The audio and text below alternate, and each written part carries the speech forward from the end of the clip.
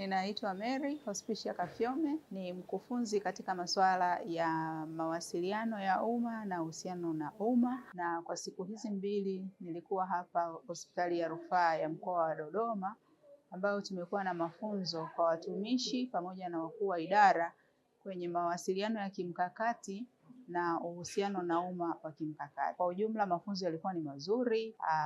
Washiriki wameweza kufundishwa na kuelewa namna ya kuwasiliana na wadau mbalimbali wa hospitali hii, namna ya kuhusiana na wadau wa hospitali hii, namna ya kujenga taswira ya taasisi, namna ya kutoa huduma bora kwa wadau wa hospitali wakiwepo wagonjwa. Lakini pia tumezungumzia swala la namna ya kutumia vyombo vya habari, kwamba vyombo vya habari na waandishi wa habari ni wadau. Kwa hiyo wafanyakazi na hasa watendaji kwa maana ya mkurugenzi, afisa habari, wakuu wa idara, kutoa ushirikiano kwa vyombo vya habari, kuandaa maudhui ambayo yanaelimisha umma juu ya huduma za hospitali na maradhi mbalimbali ambayo yanaisumbua jamii.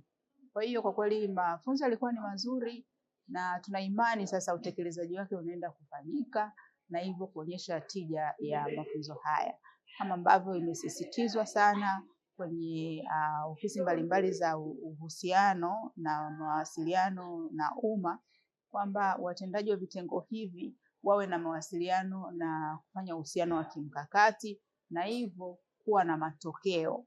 Kwa hiyo tuna imani kitengo hiki kwa kuwezeshwa hivi, basi wataenda kutenda kazi zao na watakuwa na matokeo ambayo yanapimika kwa ajili ya ustawi wa hospitali hii.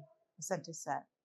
Kwa majina naitwa Ibrahim Ndevu, ni coordinator wa customer care au huduma kwa wateja katika Hospitali ya Rufaa ya Mkoa wa Dodoma. Leo tumepata mafunzo ya uhusiano na mahusiano, si kwa wateja tu wa ndani, pia na wateja wa nje.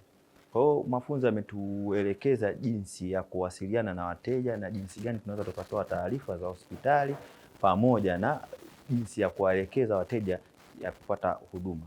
Kwa hiyo mafunzo yametufunza kidogo jinsi ya kuweza kuongea vizuri na wateja, jinsi ya kuwafanya wateja wajisikie wako huru kuelezea shida zao kwenye hospitali yetu, na jinsi ya kuweza kutoa maoni yao katika peji za kijamii pamoja na hapa ndani kwenye maoni ya kawaida. Kwa hiyo kiufupi kwangu mimi imenifanya nikue kidogo kiakili jinsi ya kuweza kuzungumza na hao wateja.